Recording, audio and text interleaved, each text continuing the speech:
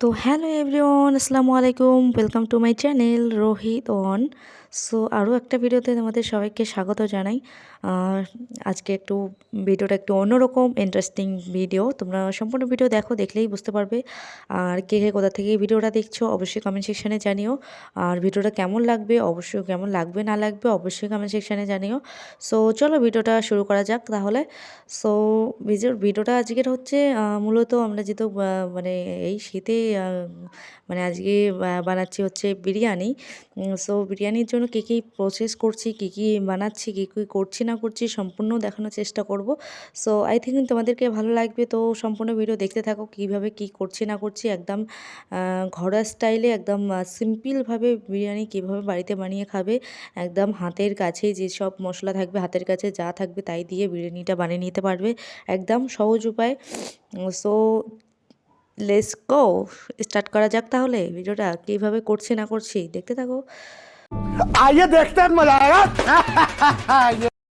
সবার প্রথম যেটা করে নিতে হবে সেটা হচ্ছে পেঁয়াজের ব্রেস্তা। পেঁয়াজটা ভালো করে কুচি কুচি করে কেটে নেবে, একদম ফাইন করে কেটে নেবে, পাতলা করে, ঠিক আছে। মানে একদম সব পেঁয়াজ যাতে একই রকমভাবে কাটা হয়, তাহলে কী হবে, পেঁয়াজের ব্রেস্তা করার সময় তোমাদের সুবিধা হবে, তাই না। একদম পাতলা পাতলা করে পেঁয়াজগুলো কুচি করে আমি কেটে নিয়েছিলাম আগে থেকেই। কেটে নিয়ে আমি পেঁয়াজের মানে তেল দিয়েছিলাম সামান্য একটু, মানে সামান্য বলতে মোটামুটি একটু তেল দিয়ে দিবে কড়াইয়ে। তেলটা খুব গরম হয়ে গেলে তারপর এখানে পেঁয়াজগুলো, কাঁচা পেঁয়াজগুলো যে কেটে রেখেছিলে সেই পেঁয়াজগুলো ঢেলে দিবে, ঢেলে দিয়ে ভালো করে ভেজে নিবে, ভালো করে নেড়ে চেড়ে পেঁয়াজের বেরেস্তাটা করে নিবে। একদম যতক্ষণ না লাল লাল হয়ে যাচ্ছে অতক্ষণ পর্যন্ত তোমরা পেঁয়াজটা ভাজতেই থাকবে, ভাজতেই থাকবে। আর অতক্ষণ পর্যন্ত তোমরা কিন্তু পেঁয়াজটা ভালো করে নাড়াচাড়া করবে, নাহলে কিন্তু পেঁয়াজ মানে বেরেস্তা করার সময় পেঁয়াজটা পড়ে গেলে কিন্তু তোমাদের মানে ভালো লাগবে না, পোড়া পোড়া একটা সেন্ট লাগবে, তাই না। তো পেঁয়াজের বেরেস্তাটা করার সময় মানে পেঁয়াজ ভাজাটা যখন করবে তখন কিন্তু খুব মন দিয়ে করবে, ভালো করে করবে, ভালো করে নাড়াচাড়া করে ভালো করে পেঁয়াজের বেরেস্তাটা এভাবে করে নেবে। এই যে আমি ভিডিওতে যেরকম দেখাচ্ছি আর কি, ঠিক এরকম লাল লাল হবে। একদম নাড়লেই কিন্তু ভেঙে যাবে, একদম কুড়মুড়ো হয়েছে আমি যে পেঁয়াজের বেরেস্তাটা করেছি একদম খুব কুড়মুড়ো হয়েছে, নাড়লেই কিন্তু ভেঙে যাচ্ছে। মানে একটু মুঠো করে ধরলেই ভেঙে যাচ্ছে, হ্যাঁ, এত সুন্দর হয়েছে। তারপর কিছুটা পেঁয়াজের বেরেস্তা তুলে নিয়েছিলাম, আর কিছুটা ছিল, বেশি করেই পেঁয়াজ কেটে নিয়েছিলাম। কেটে নিয়ে পুরোটাই একদম বেরেস্তা করছিলাম, করে নিয়ে কিছুটা তুলে নিলাম আর কিছুটা ওখানে রেখে দিয়েছিলাম। তার কারণ মানে ওখানেই যেহেতু চিকেনটা রান্না করবো তাই।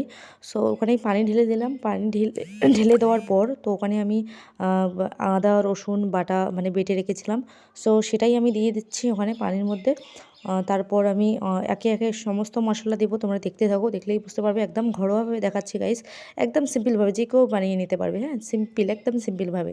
তোমাদের যদি কারো খেতে মন চায়, অনেকের খেতে মন চায় কিন্তু হাতের কাছে অনেক রকম মশলা না থাকার কারণে কেউ বানায় না, বানিয়ে খায় না। তোমরা লাস্ট পর্যন্ত ভিডিওটা দেখতে থাকো, দেখলেই লবণটা স্বাদ মতো দিয়ে দিবে তোমরা, তোমাদের স্বাদ অনুযায়ী দিবে, যে হ্যাঁ দিবে না, কমও দিবে না, যেরকম যতটা লাগবে অতটাই দিবে। ভিডিওর মাঝখানেই বুঝতে পারবে, ঠিক আছে। তো আমি এখানে সামান্য পরিমাণে লবণ দিলাম, সামান্য পরিমাণে বলতে যতটুকু লাগবে তোমাদের, হ্যাঁ, মানে তোমাদের প্রয়োজন অনুযায়ী দিবে, টেস্ট অনুযায়ী দিবে, যতটুকু মানে আন্দাজ করে দিবে, ঠিক আছে। তোমাদের যতটুকু আন্দাজ লাগবে আর কি ওরকমভাবে দিয়ে দিবে। সো এখানে আমি যেহেতু লবণটা দিয়ে দিলাম স্বাদ অনুযায়ী, তারপর একটুখানি হলুদের গুঁড়ো দিয়ে দিলাম। হলুদের গুঁড়ো দিয়ে দেওয়ার পর আমি মানে কী যেন হলুদের গুঁড়ো দিয়ে দিয়েছি। এখন দেবো আমি লঙ্কা গুঁড়ো। লঙ্কা গুঁড়ো একটু সামান্য পরিমাণে দিয়ে দেবো, বেশি ঝাল দেবে না। তোমাদের কাছে যদি ওই কাশ্মীরি লঙ্কার গুঁড়োটা থাকে তাহলে সেটাও দিয়ে দিতে পারো, কিন্তু আমার কাছে যেহেতু নেই, এই যে বললাম যে হাতের কাছে যা থাকবে তাই দিয়ে বানিয়ে নিবে। সো আমার কাছে যেহেতু সেটা ছিল না, কাশ্মীরি লাল লঙ্কাটা ছিল না, সো আমার কাছে যেটা ছিল সেটাই, ওই একটু মানে রসুন মরিচের গুঁড়ো একটু সামান্য পরিমাণে দিয়ে দিলাম। যেহেতু এটা প্রচণ্ড ঝাল হয়, তো বুঝে শুনে দিও, একটু সামান্য পরিমাণে দিয়ে দিও। সো এখন আমি আলু যেহেতু কেটে রেখেছিলাম, গোটা আলু দিয়ে দিচ্ছি। তোমরা চাইলে কিন্তু মাঝখানে কেটে নিয়েও দিতে পারো, মাঝখানে কেটে দুভাগ করেও আলুগুলো দিতে পারো, আমি কিন্তু গোটা দিয়েছি। যেহেতু দোকানের বিরিয়ানিগুলো কিন্তু বেশিরভাগই গোটা আলুই থাকে, সো আমি সেভাবেই বানানোর চেষ্টা করেছি। তো এখন আমি ঢাকা দিয়ে রেখে দিলাম সিদ্ধ হওয়া পর্যন্ত, ভালো করে সিদ্ধ করে নেব, তারপর আলুটা দেন আমি নামিয়ে নেবো। কী করবো না করবো তোমরা দেখবে। সো এই প্রসেসে আমি ভাবলাম যে চালটা তোমাদেরকে একটু দেখাই, কী চাল নিয়েছি। তো এই চালটাই আমি নিয়ে এসেছি, আমার অনেক পছন্দ বিরিয়ানি, জানি না কেন গাইস, প্রচণ্ড বিরিয়ানি খেতে ইচ্ছা করেছিল। তো আগাগোড়ায় কিছু না ভেবে আমি আমার কাছে তোমাদের দাদাভাইকে বললাম, তো তোমার দাদাভাই একবারে মানা করে দিল যে না, আমি কোনো টাকা দিতে পারবো না, আমার কাছে টাকা নেই, আমি বিরিয়ানি খাওয়া হবে না, অত কিছু কিনতে পারবো না। তা আমি একদমই সহজভাবে বলে দিলাম যে না, কিচ্ছু লাগবে না, শুধু তুমি আমাকে চালটা শুধু এনে দাও, ব্যাস চালটা এনে দিলেই হবে। চালটা আর চিকেনটা এনে দাও, আর বাকি সব আমি কীভাবে করছি না করছি সেটা আমার ব্যাপার। সো তখন আমি নিজে থেকেই আমি টাকা বের করে দিলাম। আমার যেহেতু খেতে ইচ্ছে করছে, তো আমার টাকা আমি বের করে দিলাম যে তুমি আমাকে শুধু চালটা এনে দাও। এই চালটা এনেছে, ভীষণ ভালো কিন্তু চালটা। এই বিরিয়ানির চালটা অনেক সুন্দর ছিল। অনেক বিরিয়ানির চাল তো তোমরা তো জানোই, যারা যারা বিরিয়ানি বানাইছো বা খাইছো সেটা তো জানোই। এটা মূলত 1 কেজি থাকে, হ্যাঁ, 1 কেজি কিনে নিয়ে এসেছে। তো আমি গ্লাস দিয়ে মাপছিলাম যে কতটা হয়, সেটাই আর কি। তো মোটামুটি আমি চাল নিয়ে নিয়েছি সম্পূর্ণটা। ভালো করে নিয়ে আমি তোমাদের চালটা দেখাচ্ছি, দেখো কতটা লম্বা লম্বা চাল। ভীষণ ভালো চালটা হয়, আমরা আরও একবারও খেয়েছিলাম, অনেক ভীষণ ভালো হয়েছিল। তো এবার যেহেতু তেমন কোনো মশলা নেই, ঘরোয়াভাবে বানাবো। সো দেখো আজকে কি হয় তাহলে, মানে খেতে আসলে ভালো হয় কি না হয়। সো এখানে আমি বিরিয়ানি মশলাটা একটুখানি দিয়ে দিলাম, ওই মানে আলুটা মানে সিদ্ধ করার ওখানে একটু বিরিয়ানি মশলা দিবেন। বিরিয়ানি মশলাটা অবশ্যই এনে নিবে, আর যদি না থাকে তাও কোনো সমস্যা নেই। বিরিয়ানি মশলাটা যদি নাও থাকে তাও কোনো সমস্যা নেই, গরম মশলা দিলেই হবে। তো আমি বিরিয়ানি মশলাটা আমি দোকান থেকে আনিয়ে নিয়েছিলাম, তো সেটাই বিরিয়ানি মশলাটা একটুখানি দিয়ে দিলাম। সো এখানে আলুটাও আমার সিদ্ধ মোটামুটি হয়ে গেছে। সো এখন আমি মানে নামিয়ে নেব। আলুগুলো তোমরা দেখতেই পারছো সিদ্ধ হয়ে গেছে, আমি গোটা আলু দিয়েছিলাম। আমার গোটা আলুই পছন্দ, আমি চাইলে কেটে দিতে পারতাম, তবে গোটা দিয়েছি।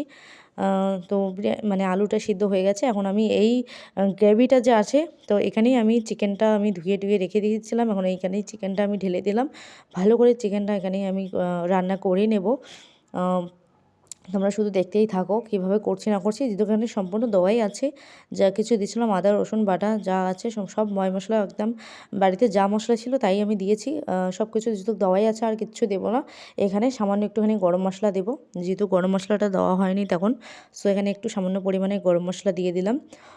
বিরিয়ানি মশলা তো দিয়েইছি, তোমাদের কাছে বিরিয়ানি মশলা না থাকলেও সমস্যা নেই, আমি বলছি আবারও। যা মশলা থাকবে তাই, গরম মশলা থাকলে গরম মশলাই দিতে পারো একটুখানি সামান্য, ব্যাস হয়ে যাবে। সো এখানে আমার এখন ঢাকা দিয়ে রেখে দেবো মানে মাংসটা সিদ্ধ হওয়া পর্যন্ত। এই পর্যায়ে আমি কি করছি না করছি তোমরা দেখো।